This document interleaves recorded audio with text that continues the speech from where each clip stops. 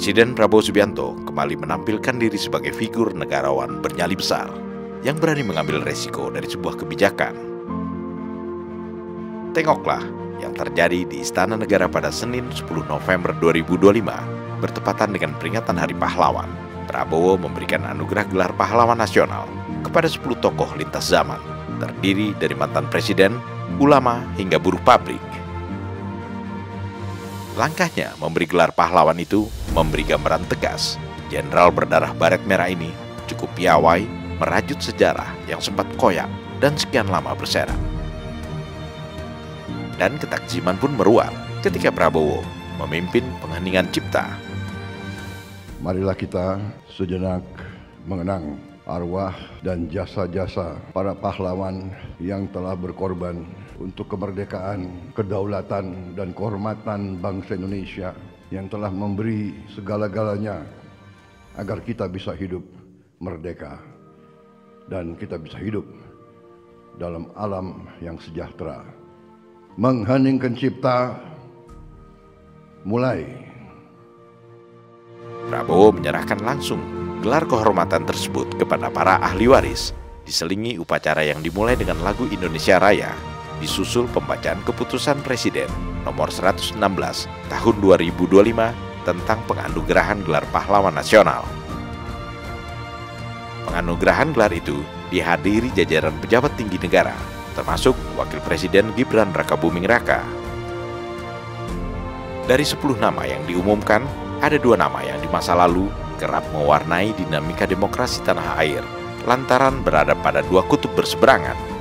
Kedua tokoh itu adalah Presiden RI kedua, Soeharto, dan Presiden RI keempat, Abdul Rahman Wahid alias Gus Dur.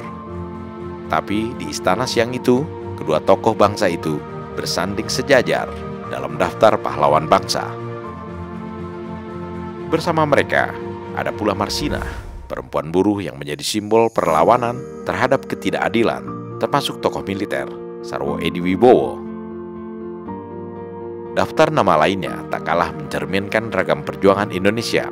Mereka adalah Profesor Mukhtar Kusumaatmadja, Hajah Rahma El Yunusiah, Sultan Muhammad Salahuddin, Saikonah Muhammad Khalil, Tuan Rondahaim Saragih, dan Zainal Abidin Syah. Di ruangan itu, setiap ahli waris merasakan keharuan, termasuk keluarga besar Soeharto yang tak mampu menyembunyikan keharuan mereka. Kami keluarga merasa bersyukur. Terima kasih kepada Allah Subhanahu wa taala. Terima kasih kepada Presiden Prabowo Subianto. Terima kasih kepada rakyat Indonesia. Yang bisa melihatkan masyarakat sendiri ya, dan juga Presiden. Kedua kami tadi sudah sampaikan oleh adik saya, terima kasih kepada Bapak Presiden dan kepada masyarakat Indonesia, pada seluruh yang telah mendukung lah gitu. Untuk yang kontra, yang belum mendukung juga, kami keluarga tidak merasa dendam atau kecewa atau bagaimana, karena memang kita kan negara Republik Indonesia ini kan kesatuan Republik Indonesia banyak ininya ya, macam-macamnya. Keharuan juga terpancar dari keluarga besar Marsinah yang tak percaya pejuang buruh asal Nganjuk, Jawa Timur itu mendapat gelar pahlawan nasional. Marsinah, yang kalian dulu kecil mencapai sekolah SMP aja berat sekali, harus ikut bude, ikut pakde, ikut nenek. Yang dulu naik sepeda ontel jengki merah tanpa boncengan, tanpa selebor, semangat untuk melanjutkan sekolah sampai SMP, SMA. Yang naik sepeda waktu itu tanpa ada ibu, tanpa ada bapak. Marsinah, saya tidak menjangka jenengan Marsinah jadi orang besar, bahkan membanggakan seluruh Indonesia, khususnya Nganjuk, terangkat Nganjuk. Jangan ada PHK,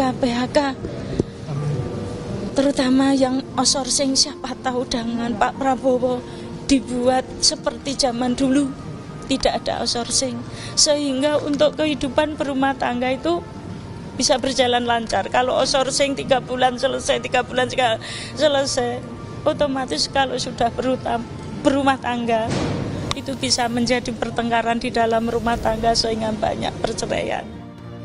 Lewat keputusan ini, Prabowo bukan hanya menegaskan penghargaan negara terhadap para tokoh yang berjasa, tetapi juga memperlihatkan keberanian untuk merangkul sejarah secara utuh. Semuanya kini diakui sebagai bagian utuh dari mozaik sejarah nasional. Karena secara logika ya, itu kan berarti tidak masuk akal gitu. Seorang Marsina dan juga Gus Dur yang keduanya adalah orang yang kontra terhadap pemerintahan Soeharto. Tapi di satu waktu yang bersamaan, itu Soeharto sendiri yang jadi pahlawan. Itu kan mungkin masih menjadi logika yang harus dipertanyakan juga gitu loh. Atau mungkin tidak akan mungkin terjadi kalau misalkan itu ketiga tokoh itu menjadi pahlawan gitu loh. Karena kan di saat waktu 30 tahun itu kan mereka saling kontra gitu. Jadi tapi kenapa tiga-tiga bisa jadi pahlawan gitu itu kan? ya mungkin Kembali lagi itu ya menurut saya karena keputusan presiden. Jadi saya lihat presiden mencoba untuk merangkul Semua kalangan. Bahkan ada tadi ada Mbah Kholil juga, ulama karismatik di Bangkalan gitu. Nah, jadi semua ini saya lihat di makanya ini fasilitasi.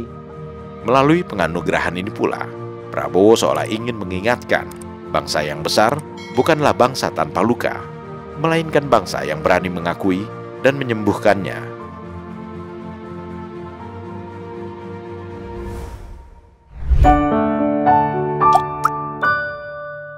Men of our time.